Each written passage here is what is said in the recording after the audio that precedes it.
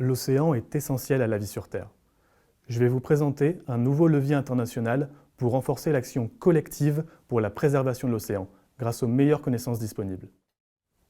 En effet, l'océan est aujourd'hui en crise. Sa santé se dégrade jour après jour et les signaux d'alerte se multiplient. Acidification, pollution, dégradation des habitats marins, surpêche, etc. Pour reprendre les mots du secrétaire général des Nations Unies, nous sommes désormais dans un véritable état d'urgence océanique.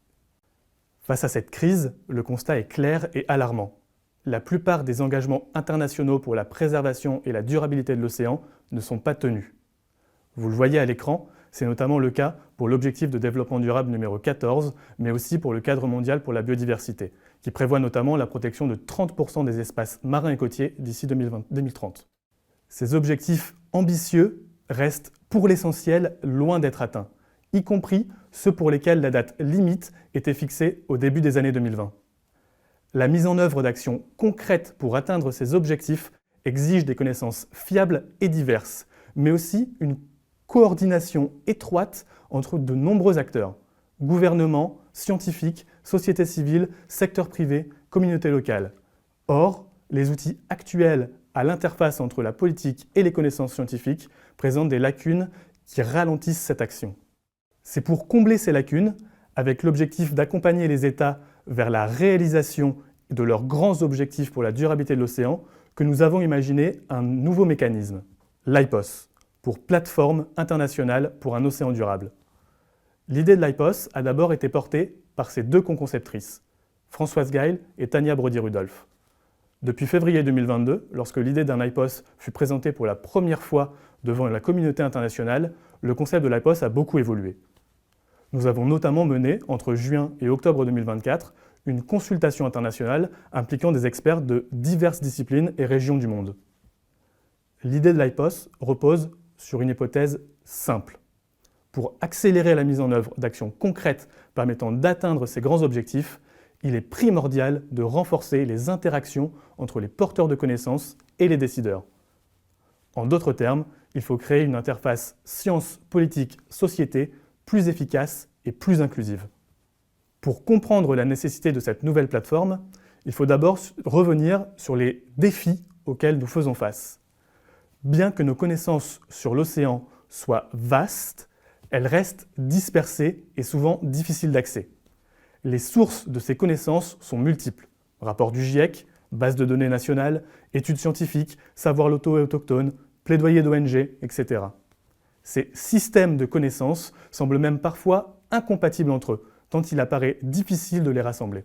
De plus, les grands rapports globaux sur l'environnement, comme le GIEC pour le climat ou l'IPBES pour la biodiversité, bien qu'extrêmement précieux, semblent parfois déconnectés des réalités locales, politiques ou sociales auxquelles les décideurs sont confrontés sur le terrain. En outre, malgré un travail important ces dernières années, il subsiste un déficit d'inclusivité et d'équité dans la prise en compte de certaines sources de connaissances, comme celles issues des populations locales et autochtones, mais aussi de la société civile ou du secteur privé. Ces lacunes freinent l'action politique et retardent la mise en œuvre des grandes mesures nécessaires à la durabilité de l'océan. Avant de vous présenter les objectifs et valeurs de l'IPOS, je me permets un rapide point d'attention. Les éléments que je vais vous présenter sont le résultat d'une consultation internationale menée auprès d'acteurs et d'organisations du monde entier, engagés pour la durabilité de l'océan. Cette consultation visait à tester les premiers éléments et idées de structure pour l'IPOS, ayant émergé depuis 2022, au fruit d'un travail collectif. Ces éléments sont cependant toujours amenés à évoluer jusqu'au lancement officiel de l'IPOS en juin 2025, et même après. Notre but sera de proposer la meilleure version possible de l'IPOS. L'objectif ultime de l'IPOS est de traduire ces connaissances en orientation politique concrète permettant d'accompagner les décideurs vers leurs grands objectifs grâce à des groupes de travail multi-acteurs. Pour ce faire, l'IPOS offrira des services sur mesure répondant aux questions prioritaires des acteurs nationaux et régionaux en considérant le contexte dans lequel ces questions ont été posées. Pour y parvenir, nous développons, auprès de partenaires du monde entier, une approche innovante structurée autour de 3 services.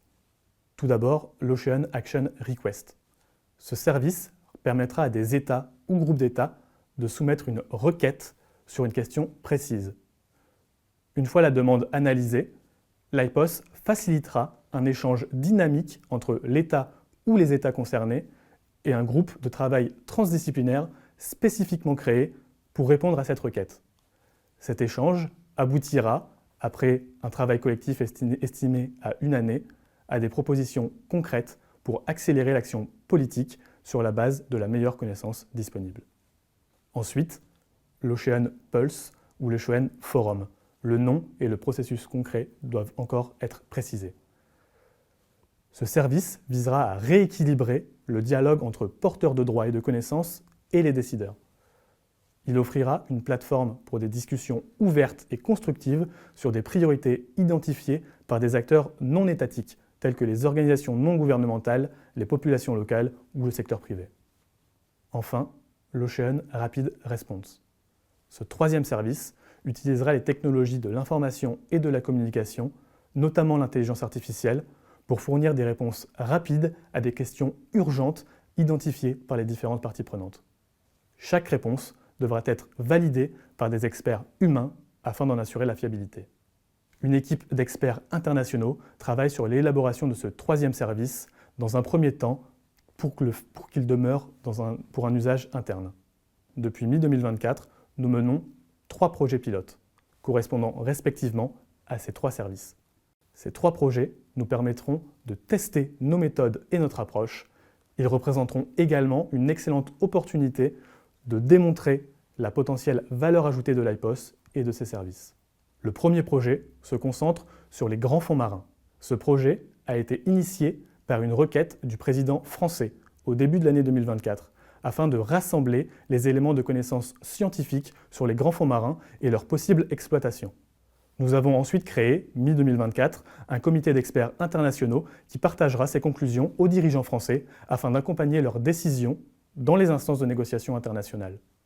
Le deuxième projet est quant à lui centré sur l'intégration des savoirs non académiques au sein de l'IPOS, en particulier à travers une étude de cas menée en collaboration avec des représentants des communautés de pêcheurs artisanaux et de la communauté scientifique au Costa Rica. Ce projet est la conséquence directe de discussions approfondies avec les communautés de pêcheurs artisanaux initiées dès mars 2023. En octobre 2024, le cas d'étude a été présenté officiellement lors de la COP Biodiversité à Cali, en Colombie. Notre objectif sera de faciliter la valorisation et la considération juste et équitable des savoirs et de l'expérience des pêcheurs artisanaux dans la mise en place des politiques de préservation. Le troisième projet concerne la conception d'un outil d'intelligence artificielle dans le cadre du troisième service de l'IPOS, avec un premier cas d'étude en cours de développement auprès d'une équipe d'experts qui s'est emparée du projet à la mi-2024 en collaboration avec le gouvernement des Seychelles. Un comité d'experts approfondi sera créé en janvier 2025 pour renforcer les équipes actuelles. Pour fonctionner efficacement, l'IPOS adoptera un modèle de gouvernance collaboratif et décentralisé. Ce modèle garantira un équilibre entre coordination globale et action adaptée aux réalités régionales et nationales. Il reposera sur une implication active de l'ensemble des parties prenantes à tous les étages de cette gouvernance. Notre objectif est de lancer officiellement l'IPOS lors de la prochaine conférence des Nations Unies sur l'océan, qui se tient en juin 2025 à Nice. Ce lancement marquera le début d'une phase test qui nous permettra d'affiner nos méthodologies et la structure des différents organes de gouvernance de l'IPOS, notamment à travers la mise en place d'un réseau de connaissances et de projets dans différentes régions. Tout cela nous permettra de garantir que l'IPOS répond réellement aux besoins des décideurs. Nous souhaitons que l'IPOS soit intégré au sein du système onusien. L'option la plus probable à l'heure actuelle serait celle d'une intégration via la décennie des Nations Unies pour les sciences océaniques, ou décennie de l'océan, afin d'unifier les dynamiques respectives et de s'inscrire comme un potentiel héritage de cette décennie. À long terme, nous envisageons également un hébergement sous l'égide de la Commission océanographique intergouvernementale de l'UNESCO. Comme vous le voyez à l'écran, en janvier 2025, le projet IPOS bénéficie d'un soutien croissant sur la scène internationale, tant au niveau des États, avec un soutien de plusieurs nations, dont la France, la Chine, Monaco et le Chili, qu'au sein de la communauté scientifique. Une trentaine d'institutions scientifiques, universités, centres de recherche, académies, sur 5 continents nous soutiennent déjà. En conclusion, l'IPOS représente une opportunité unique pour transformer la manière dont nous abordons les défis liés à l'océan. Grâce à une collaboration multi-acteurs, nous espérons accélérer les actions pour préserver cet écosystème merveilleux et essentiel pour notre avenir.